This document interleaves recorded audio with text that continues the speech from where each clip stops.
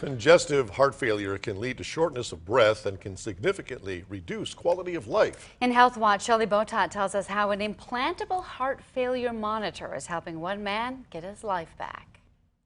Can nicotine be an aid for older adults fighting memory loss? One researcher thinks so. In early 2019, John Etlicher was diagnosed with congestive heart failure and was put on water pills and other medicines to control it. But they weren't working, and the excess fluid was making him ill. I just feel icky. I can't do anything. If I go to the grocery store, that wipes me out for the day. I had no hope. So John went to Aurora Baycare Medical Center's Comprehensive Heart Failure Clinic, which takes a team approach for treatment. It includes doctors, nurse practitioners, heart nurses, and more. So all of us together, I think, is how it works the best. They've been with me every step of the way. Interventional cardiologist Dr. Matthew Schmidt prescribed the standard treatment for congestive heart failure. Treating them with medication and diet advice and monitoring salt in the diet. Some days John felt better, but his symptoms persisted. I just feel sick and I couldn't breathe. If I lay down at night in bed, I felt like I was drowning. He had been hospitalized a number of times for heart failure symptoms. So Dr. Schmidt's team suggested Cardiomems. First, a heart failure monitor is implanted into the pulmonary artery to measure his blood pressure around the clock. Dr. Schmidt performed John's procedure last October. And essentially what it is it's a pressure monitor, and it sits in one of the lung arteries.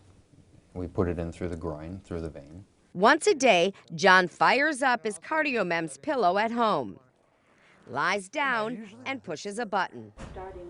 So the transmitter is in that pillow that you lay on, and that actually sends a signal to the device in the body, and it reads the pressure. Transmission successful. And within a couple of minutes, that information is sent back to the doctor's team electronically. Every day we take a reading, and that reading gives us the pressure in the lungs, which is used as a correlation for how much fluid is in the body, either too much or too little. Where it is evaluated by the team. If the pressures increase, that suggests extra volume or extra fluid. So that's the number we're watching, and if we see that number go up, then we know there's too much fluid, and then we adjust the medicine.